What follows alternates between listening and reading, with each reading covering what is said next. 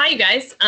This is my second attempt at recording a video for you to go over the period reviews. The first one didn't have any sound because my son had connected his Bluetooth wireless.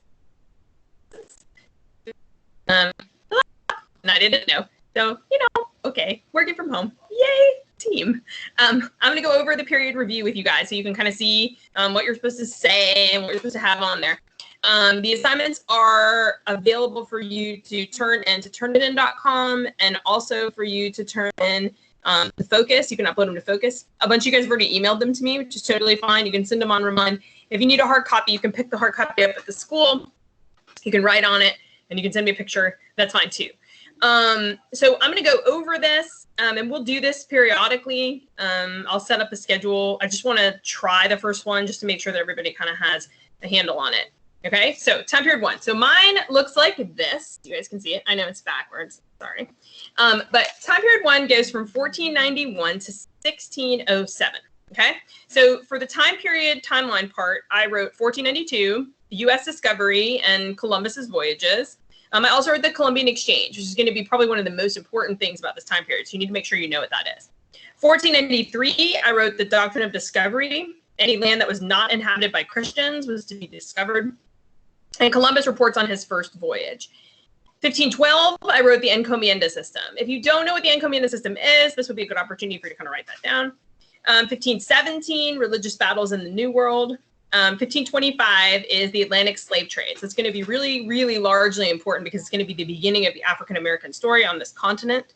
So that 1525 date would be a huge one. I would even highlight that if I were you. 1540, Coronado's conquest is authorized. 1555, super, super important. De las Casas, Bartolome de las Casas. We read the thing, a short account of the destruction of the Indies at the beginning of the year. He starts to write about the subjugation of Native Americans at the hand of the Spanish. And that's going to kick off what's called the Valladolid debate. It's a debate between De las Casas and Juan Sepulveda. I think that's how you say his name. De las Casas is arguing for the humane treatment of the Native Americans. Sepulveda is saying that they are subhuman and should not be treated as humanely as De las Casas is advocating for. So that's really, really important. Short account of the destruction of the Indies. 1586, tobacco arrives in Europe. Again, really, really important because now the Europeans are going to develop a tobacco habit.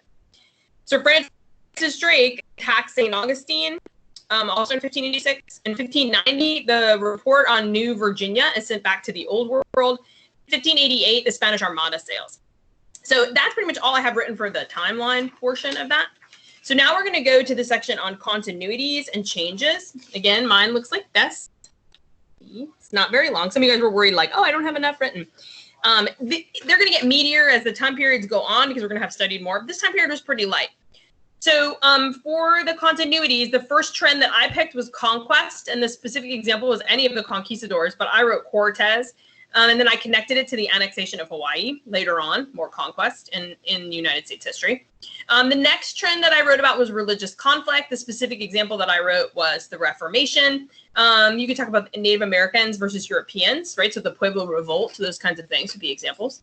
Economic expansion is another trend. And I talked about the tobacco plantations of the New World, as well as the encomienda system and the other labor systems that happen.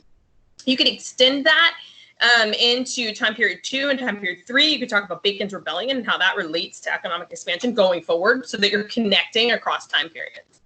I also wrote racism as a continuity. And I wrote that the slave trade and the subjugation of the Native Americans was going to be specific examples of racism from this time period. And going forward, that's going to connect to the Jim Crow South, the Civil Rights Movement, Indian removal. You could go on. Okay, so then for the change section, these are the things that caused change in the New World. I wrote exploration because Europeans are going to settle in the New World for the first time ever. I also wrote the Columbian Exchange. That's the commodification of the New World. Goods are going to move from the New World to the Old World and vice versa. And all of a sudden, we're going to have a lot more consumer stuff than we've ever had before. And so it's going to really open us up in a lot of different ways. Okay, the next part is the cause and effect part and the comparison part. So some of you guys asked about this, and you can see here, not too much written. You don't have to have every single box filled in. You're just doing the best you can. And it's helpful to brainstorm with other people as well. You can FaceTime your friends or whatever y'all are going to do.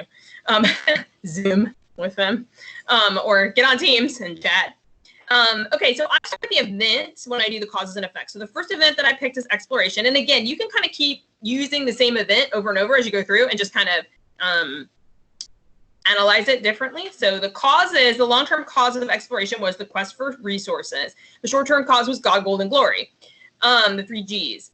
The short-term effect was the killing of the Native American populations because 90% were killed by warfare and disease in the first year. So that's a pretty quick turnaround for such a large quantity of people to be killed. Long-term effects would be the settlement of the European colonies. Long-term effect of the exploration. And you could argue, I mean, a lot of us sitting here are a long-term effect of European exploration.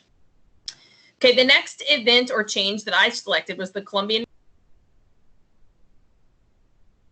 exploration.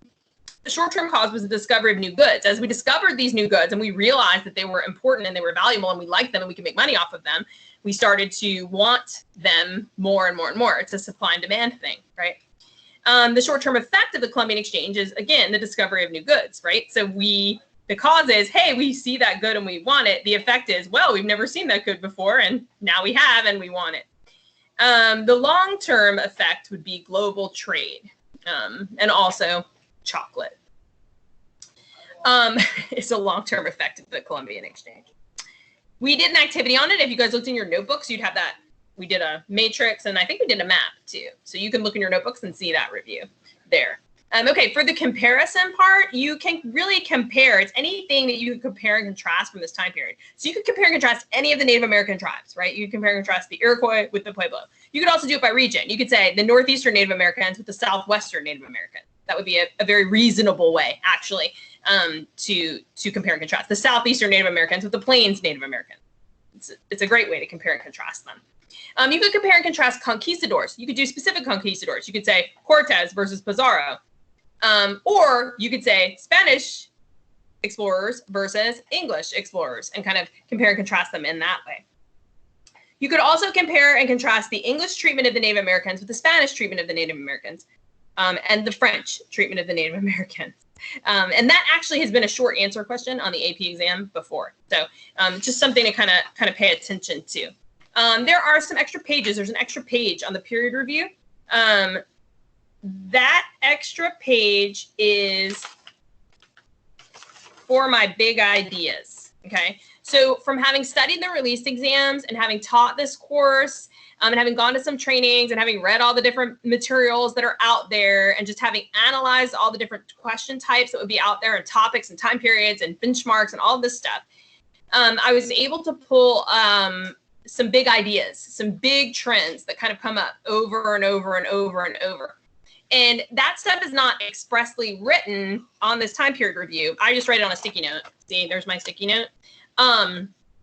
I will tell you guys at the end of every period review what my big ideas are, okay? And you guys can write those on the back, or you can write them on a sticky note like I do, but those are the trends that you're gonna wanna make sure, thematically, these are the things that you could get a big idea question on, okay? So the trends, the big ideas that we see here, the real game changers are the Columbian Exchange, the encomienda system, the mercantilist system, the beginnings of the mercantilist system. The mercantilist system is going to really take root in time period 2 and 3. So that's really when we're going to get into that. But it's kind of, the seeds are being planted in this time period. The slave trade is huge. The Vallada-led debate, that's the treatment of whether we should treat Native Americans humanely or not. That's all the De Las Casas short account of the destruction of the Indies stuff. And then larger is Native American treatment by the English, Spanish, and French. Okay. The College Board has said that the AP exam is going to be 45 minutes and a DBQ. Instead of a 7-document DBQ, it's going to be a 5-document DBQ, and they're modifying the rubric. I haven't seen the rubric yet. I'm not really sure how they're going to modify it. The game plan going forward is we're going to do these period reviews because they're going to help. We're going to do a president's chart because that's going to help. We're going to study, and we're going to continue to write really good essays. So when you get on the AP exam, you're going to write a really good DBQ. I'll go over the new rubric with you, but at this point, we're going to do the best job that we can do with the training that we already have and try to make the best of a pretty difficult situation. I think we're going to be fine. You guys are really good writers. You're very smart. You're good at this class. I don't think it's going to be an issue. But we will go over the details of the DBQ as the College Board makes those details more readily available. At this moment in time, I don't have enough details to confidently teach you the new rubric. Once I do, I'll let you know, okay? In the meantime, the period reviews are designed for you to be self-paced. So if you feel confident going over these period reviews, continuing, move on to time period 2. And once you've done time period 2, if you're confident moving on to 3, go for it, okay? I'll put the links in Turnitin. I'll put the links in Focus for you guys to turn them in as you finish them.